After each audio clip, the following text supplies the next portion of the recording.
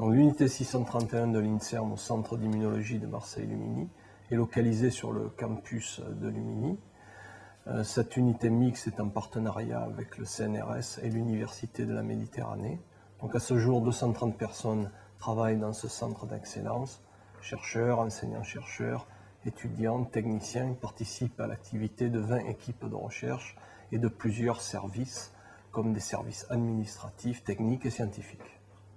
Donc les principaux travaux menés par les différentes équipes de recherche au centre d'immunologie concernent l'étude des processus biologiques liés à l'ontogénie, l'activation lymphocytaire, les relations cellules hôtes pathogènes et la mort cellulaire.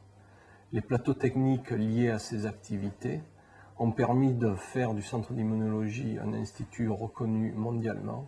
Parmi ces plateaux, on peut citer le plateau d'imagerie Pixel avec l'Institut de biologie du développement, l'équipe bio-optique en relation avec l'Institut Fresnel et la plateforme Rio d'Animalerie qui a permis de développer des modèles murins adaptés aux études et réponses du système immunitaire.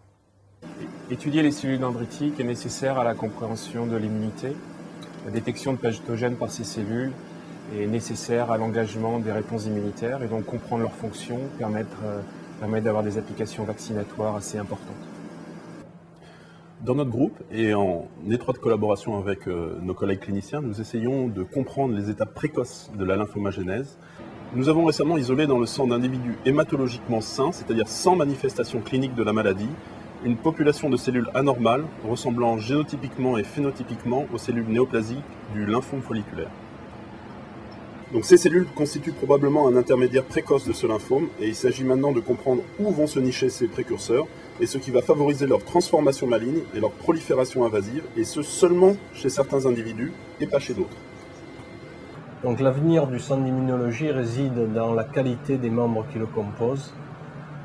De par sa structure dynamique, nous allons être capables de recruter de nouvelles équipes qui vont participer à l'existant, mais aussi développer des interfaces avec le milieu industriel et la clinique.